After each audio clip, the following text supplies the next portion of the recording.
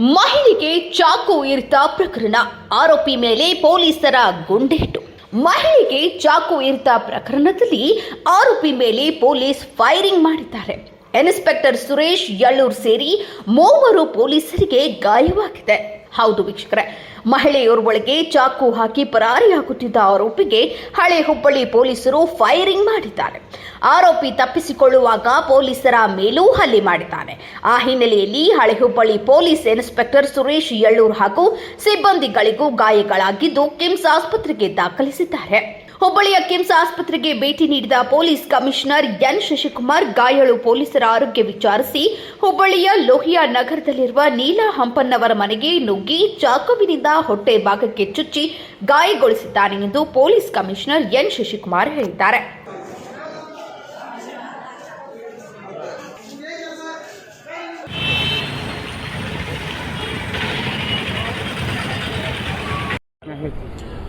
Hubli Dharwad commissionerate ವ್ಯಾಪ್ತಿಯ old Hubli police station ಸರಹದ್ನಲ್ಲಿರುವಂತಹ ಲೋಹಿಯಾ ಕಾಲೋನಿಯಲ್ಲಿ ಇವತ್ತು ಸಂಜೆ ಸುಮಾರು 4 ಗಂಟೆ ಸಮಯದಲ್ಲಿ ತಾಯಿ ಮತ್ತು 3 ಜನ ಮಕ್ಕಳು, ಒಂದು ಅಜ್ಜಿ, ಒಟ್ಟು 5 ಜನ ಮನೆಯಲ್ಲಿ ವಾಸ ಮಾಡ್ತಾ ಇರ್ತಾರೆ. ಆಗ ಸುಮಾರು 24-25 ವರ್ಷದ ಒಬ್ಬ ವ್ಯಕ್ತಿ ಏಕಾಏಕಿ ಬಂದುಬಿಟ್ಟು ಅಲ್ಲಿ ಎಲ್ಲರನ್ನೂ ಸಾಯಿಸ್ತೀನಿ, ಬಿಡೋದಿಲ್ಲ ಅಂತ ಚಾಕು ತೊಗೊಂಡು ಹಲ್ಲೆ ಮಾಡಲಿಕ್ಕೆ ಪ್ರಾರಂಭ ಮಾಡ್ತಾನೆ.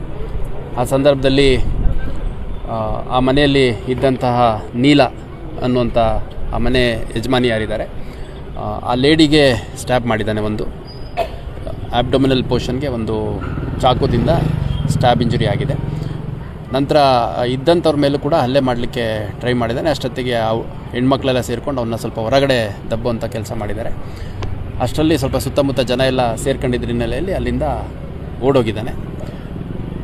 ಓಡೋಗ್ಬಿಟ್ಟು ಅವನು ಆ ಏರಿಯಾದಿಂದ ನಾಪತ್ತೆ ಆಗಿದ್ದಾನೆ. ನಂತರದಲ್ಲಿ ಲೋಕಲ್ ಸ್ಥಳೀಯರ ಸಹಾಯದಿಂದ ಇಮಿಡಿಯೇಟಾಗಿ ಇಂಜೂರ್ ಆಗಿದ್ದಂಥ ನೀಲನ್ನು KMC ಆಸ್ಪತ್ರೆಗೆ ಶಿಫ್ಟ್ ಮಾಡಿದ್ದಾರೆ. ಈಗಷ್ಟೇ ಟ್ರೀಟ್ಮೆಂಟ್ ಕೊಡ್ತಿದ್ದಾರೆ. ಮತ್ತು ನಮ್ಮ KMC ಡೈರೆಕ್ಟ್ರು ಮತ್ತು ಮೆಡಿಕಲ್ ಸೂಪ್ರಿಡೆಂಟ್ ಅವರು ಕೂಡ ಪೇಷಂಟ್ನ ನೋಡಿ ಇಮಿಡಿಯೇಟ್ ಅವ್ರನ್ನ ಆಪ್ರೇಷನ್ ಮಾಡೋವಂಥ ಅವಶ್ಯಕತೆ ಇದೆ ಅಂತಂದು OTಗೆ ಶಿಫ್ಟ್ ಮಾಡ್ತಾರೆ. ಈಗ ಈ ಸಂಬಂಧಪಟ್ಟ ವ್ಯಕ್ತಿ ಏನಿದೆ ಅಲ್ಲಿ ಸ್ಥಳದಲ್ಲೇ ಮದುವೆ ಆಗಲಿಕ್ಕೆ ಅಂತ ಕೇಳಕ್ಕೆ ಬಂದಿದ್ದೆ, ನನಗೆ ನೀವೆಲ್ಲ ಹೊಡೆದಿದ್ದೀರಿ ಅಂತ ನಾನೇ ಹೋಗಿ ಕಂಪ್ಲೇಂಟ್ ಕೊಡ್ತೀನಿ ಅಂತಂದೆಲ್ಲ ಹೇಳಿ ಕೂಗಾಡ್ಕೊಂಡು ಹೋಗಿದ್ದಾನೆ ಅನ್ನೋದು ತಿಳಿದು ಬಂದಿದೆ.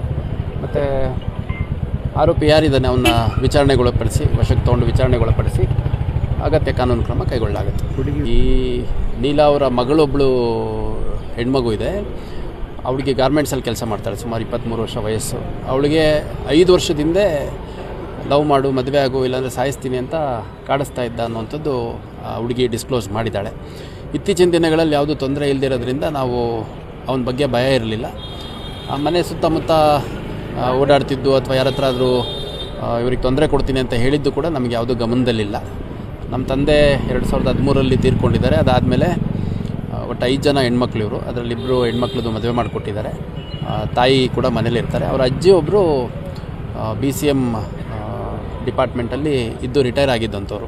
ಸೊ ಅವರ ಏನು ನಿವೃತ್ತ ವೇತನ ಇದೆ ಅದರಲ್ಲಿ ಹೆಣ್ಮಕ್ಳೆಲ್ಲ ಓದುವಂಥದ್ದು ಮತ್ತು ಜೀವನ ಮಾಡುವಂಥದ್ದು ಮಾಡ್ತಾಯಿದ್ದಾರೆ. ಮತ್ತು ಈ ಹುಡುಗಿ ಏನಿದ್ದಾಳೆ, ಈಕೆ ಗಾರ್ಮೆಂಟ್ಸಲ್ಲಿ ಕೆಲವು ದಿನಗಳ ಕಾಲ ಕೆಲಸ ಮಾಡಿದ್ದಾಳೆ.